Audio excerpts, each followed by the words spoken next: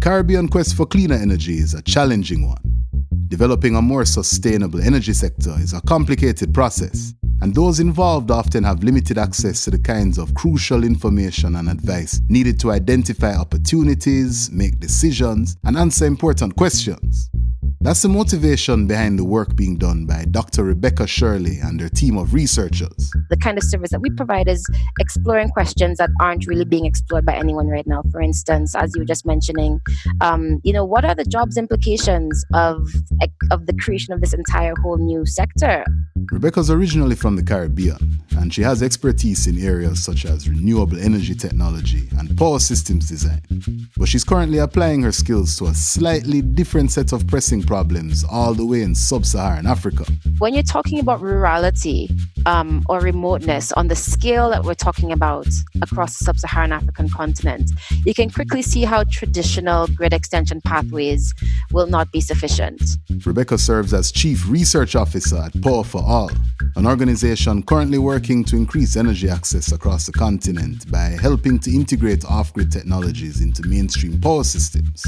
We think there's so much in the middle, in the integration of these two types of technologies and these two ways of servicing customers that could actually have a synergistically bigger impact and bring us faster electrification.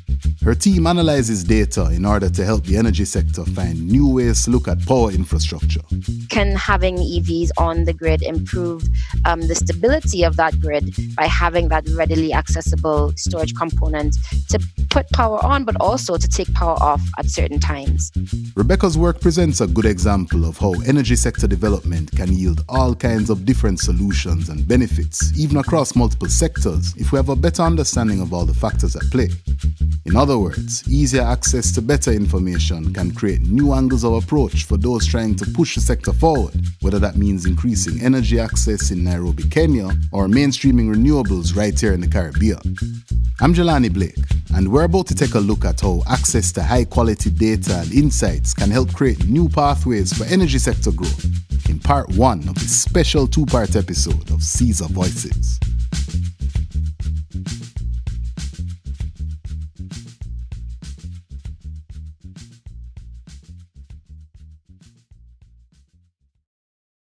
So the people at Power for All work to promote access to clean, reliable, affordable energy, especially in emerging economies.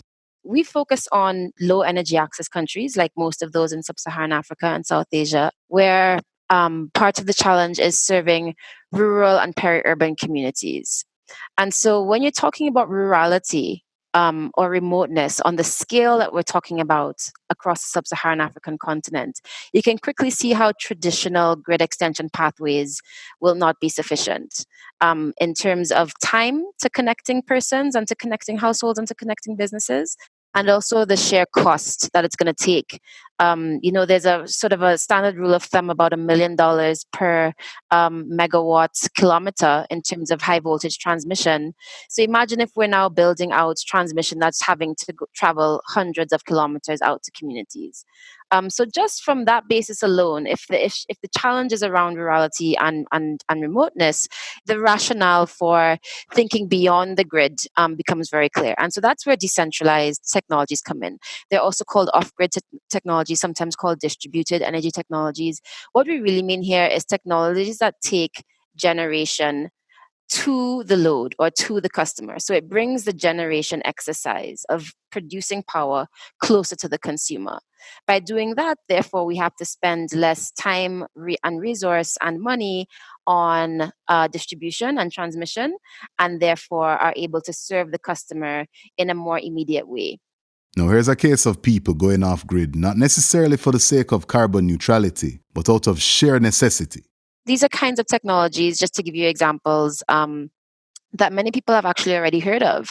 Right. If you've ever driving around, Trinidad, not so much Trinidad, but maybe Barbados or Jamaica for sure, you'll see solar home systems on the roofs anywhere Yes, you're driving actually. Kingston. Yes, Right. Yes. so that's a type of distributed power. You're producing the power right on your roof and using it there, as opposed to at the gas generation facility these or big the plants. exactly. So you can see the the the costs start to strip away when you bring the generation closer to home.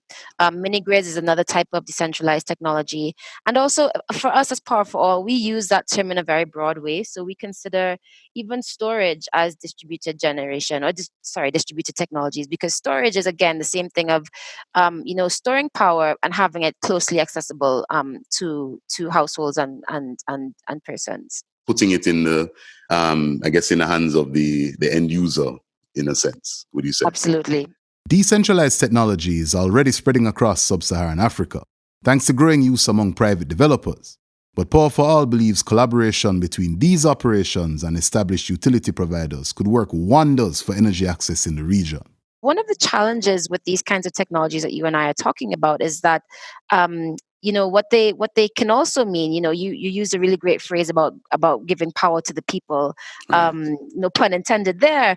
But utilities can also see that as customers defecting from their grid. And less customers is less revenues, and less revenues is prices going up. And so there's also this other side of what is the repercussion of an expansion of the decentralized energy sector.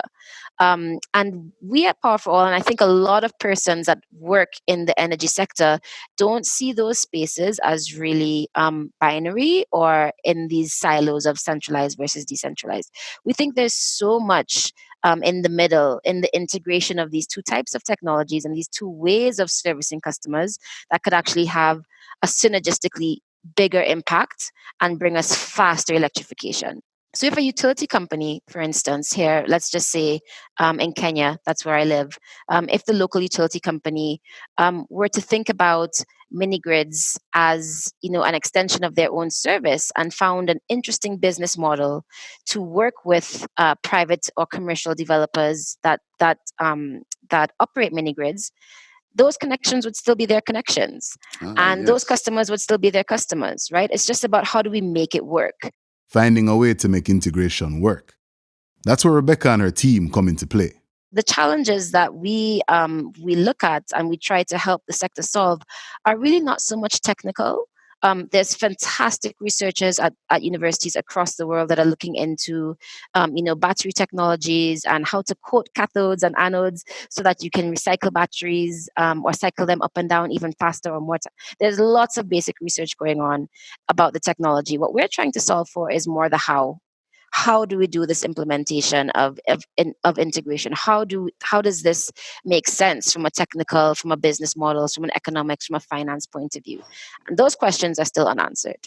How do we design a model, I guess, for all of it to work in harmony?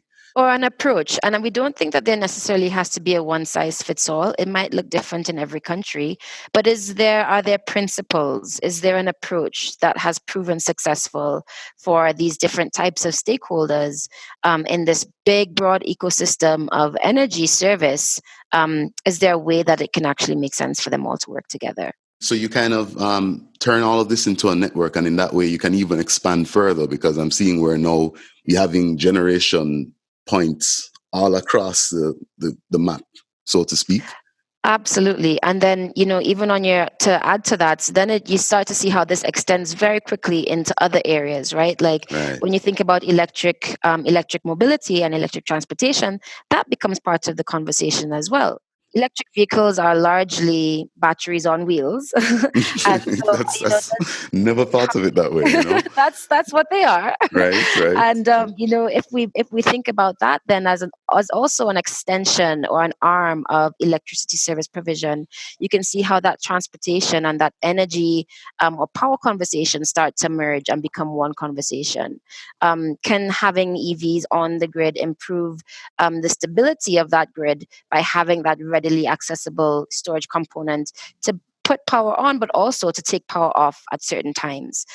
So this conversation spreads very quickly, and that's why I like this word integration, albeit it's a very overused word, and oftentimes different people mean different things when they're saying it. But I actually think it can be diluted. It can be very easily diluted and greenwashed. But I think that's what we really are talking about is whole systems design, really. Integration is incredibly complex.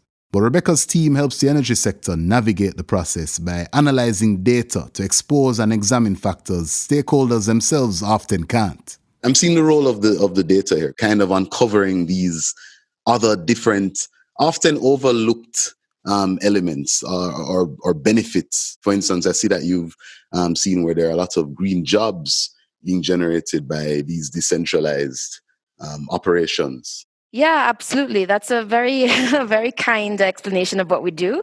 But you hit the nail on the head. What we try to do as a research think tank or engine, rather, is like the word I like to use, is we don't have any particular technology or company or type of stakeholder that we are particularly advocating for. We have a sort of a lift all boats kind of approach. And there's lots of questions that need to be answered across the entire sector. As we were just talking about, how do you design for integration? Another big question, especially now in this era of undeniable climate change, is how do we design for resilience? And you're seeing, even advanced electricity markets like the US, utilities in the US are now making the shift towards thinking about mini grids as part of their arsenal or as part of their infrastructure, because with mini grids you have a sort of a more resilient, or the theory at least is that you'd have a more resilient grid system where different parts of that system can be separated and stand alone when there's something major going on, like the California wildfires. Right, another major question, you were just talking about jobs, is around impacts. And this is a question because, for funders and for donors to really, and governments even, to get interested in these ideas of change, oftentimes there needs to be a demonstration of the potential impact. But it's very hard for companies that are out there just trying to be startups and trying to survive to do that type of research. The kind of service that we provide is exploring questions that aren't really being explored by anyone right now. For instance, as you were just mentioning, what are the jobs implications of the creation of this entire whole new sector of energy service provision? And not just what are the job creation opportunities, but what are the skills needs? What are the gaps? What's needed to fill those gaps?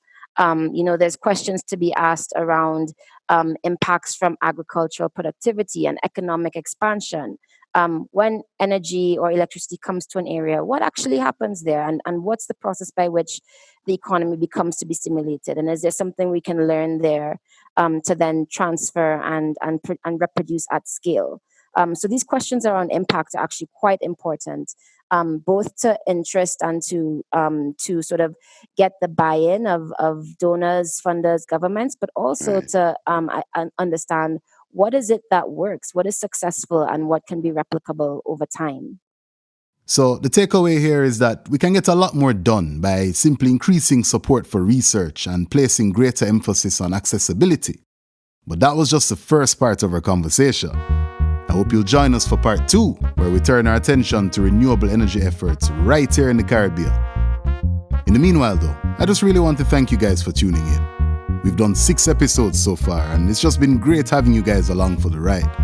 Now, if you've been enjoying our podcast so far, maybe do us a favor and give us a rating wherever you're listening.